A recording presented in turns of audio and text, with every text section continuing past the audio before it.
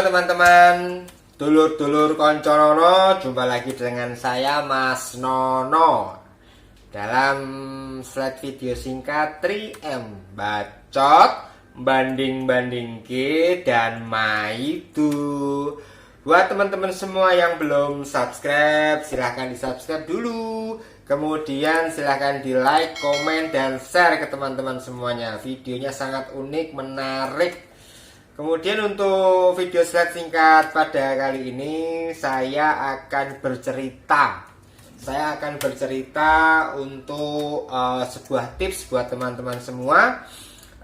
Mungkin dari cerita saya ini nantinya akan ada muncul salah satu atau ide-ide kreatif dari teman-teman dalam hal pemasaran. Nah, ini saya akan bercerita berikan sebuah contoh untuk pemikiran pada saat dia menjual suatu produk secara out of the box. Jadi tidak akan ada yang berpikir kok bisa sampai kayak gitu, kok bisa dia berpikir seperti itu. Oke, bagaimana ceritanya? Silahkan ikuti terus Konco Nono Channel. Oke, baik teman-teman, di sini saya akan bercerita tentang temanya pemasaran atau menjual sebuah produk yang mungkin nanti teman-teman sendiri bisa menyimpulkan kira-kira inti dari cerita ini apa. Nah, ada sebuah perusahaan yang memang dia bergerak di bidang jualan peralatan kecantikan, dan dia menyuruh ketiga salesnya yang memang sales tersebut adalah sales yang luar biasa atau expert di perusahaannya. Perusahaan tersebut ingin menguji dari ketiga orang tersebut untuk menjual sebuah produk yang namanya sisir atau untuk merapikan rambut. Namun tantangan terberat dari perusahaan yang diberikan kepada 3 karyawan tersebut, dia harus menjual sisir tersebut di area atau di tempat wisata di kuil. Jadi di sana banyak banyak biksu, banyak biksu yang beragama Buddha yang di sana mereka semua bertapa, kemudian dipakai untuk tempat wisata. Nah, dalam kuil tersebut logikanya ketika beberapa orang karyawan mendapati kalau perusahaan nyuruh jualan sisir di tempat biksu, para biksu atau di kuil, logikanya pasti akan sulit karena rata-rata seorang biksu tidak punya rambut. Tapi kok disuruh jualan sisir? Nah, tantangannya di situ. Oke, kemudian dari ketiga karyawan tersebut satu persatu dia mencoba. Untuk karyawan yang pertama, pada seharian full atau mungkin setiap harinya dia hanya berhasil menjual 1 sisir saja. Kadang juga 2 sisir dibeli oleh para biksu karena dia merasa iba atau kasihan terhadap karyawan tersebut. Dia jualan sisir kok di tempat para biksu. Jadi para biksu membelinya karena rasa iba atau kasihan kepada karyawan tersebut. Nah, kemudian untuk orang yang kedua atau karyawan yang kedua, ternyata dia berhasil menjual perharinya sekitar 20 sampai 50 sisir. Luar biasa.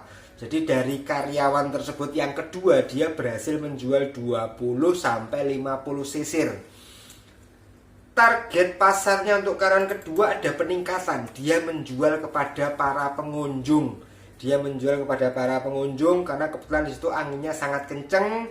Anginnya sangat kencang sekali, membuat rambut-rambut para turis atau para pengunjung berantakan. Akhirnya dia menjajakan sisir tersebut kepada para pengunjung wisata kuil tersebut. Nah, luar biasa, mendapatkan poin plus dari perusahaan. Namun, untuk karyawan yang ketiga, ini sangat-sangat tidak terduga oleh perusahaan, kok dia bisa menjual hampir menghabiskan seluruh produk atau stok sisir yang ada di perusahaan. Jadi untuk karyawan yang ketiga, dia bisa berpikir out of the box. Dia bisa menjual hampir seluruh cadangan atau stoknya sisir yang ada di perusahaan tersebut. Dia memiliki cara. Dia bernegosiasi dengan kepala kuilnya atau para biksunya yang mungkin dia mempunyai power di sana. Dia bernego, dia menegokan kepada kepala biksunya untuk membeli semua sisir yang ada di perusahaannya, dengan cara dia memberikan sebuah sistem atau dia memberikan sebuah arahan kepada biksu tersebut untuk menjual sisir tersebut kepada pengunjung sebagai souvenir dengan diberikan tanda tangan para biksu.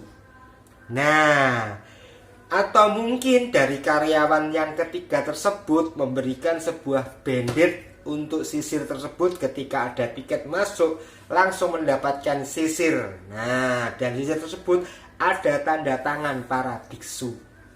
Akhirnya secara tidak langsung biksu kepala tersebut atau kuil tersebut akan memborong semua sisirnya, karena logikanya setiap orang yang masuk pasti akan mendapatkan satu souvenir sisir. Nah, untuk karyawan ketiga ini dia bisa memanfaatkan kondisi, dia bisa berpikir out of the box yang kadang atau mungkin sebagian orang tidak memikirkan hal tersebut. Nah, jadi di sini kita bisa mengerti, walah ternyata ada jalan banyak, ada banyak jalan untuk kita bisa berjualan, untuk kita bisa membuat strategi-strategi bisnis dari kita sendiri. Jadi saya berharap dari cerita ini tadi kita bisa mengerti kalau jualan itu boleh sama, tapi rezeki tergantung cara kita untuk menjual produk tersebut. Pasti berbeda-beda setiap orang. Setiap orang punya pemikiran yang berbeda-beda. Dari situ kita bisa mengerti kalau rezekinya pasti juga akan berbeda-beda. Nah, semoga cerita ini bisa menginspirasi buat teman-teman semua untuk mencari strategi bisnis seperti apa yang memang harus dikembangkan atau mungkin harus ditingkatkan lagi untuk produk-produk yang teman-teman jual. Oke, baik teman-teman semua. Demikian yang bisa saya ceritakan, semoga bisa bermanfaat buat teman-teman semua, bahwa sebuah bisnis atau sebuah cara, sebuah sistem itu sangat bermacam-macam. Ide-ide kreatif dari teman-teman itu pasti mempunyai manfaat masing-masing. Jangan minder dengan bisnis yang teman-teman kelola.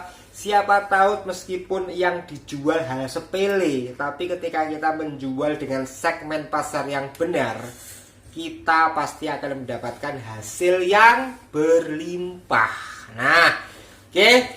Demikian tadi slide video singkat 3M yang bisa saya share ke teman-teman. Semoga bermanfaat. Semoga ada hikmah yang bisa dipelajari dari video slide singkat tersebut. Oke, jangan lupa untuk terus pantengin Konconono Channel. Dan jangan lupa yang belum subscribe silahkan di subscribe biar channel ini terus berkembang. Oke, sampai jumpa lagi di video slide selanjutnya yang lebih menarik lagi. Tetap berbuat baik dan tetap bermanfaat untuk sekitar. Bye-bye.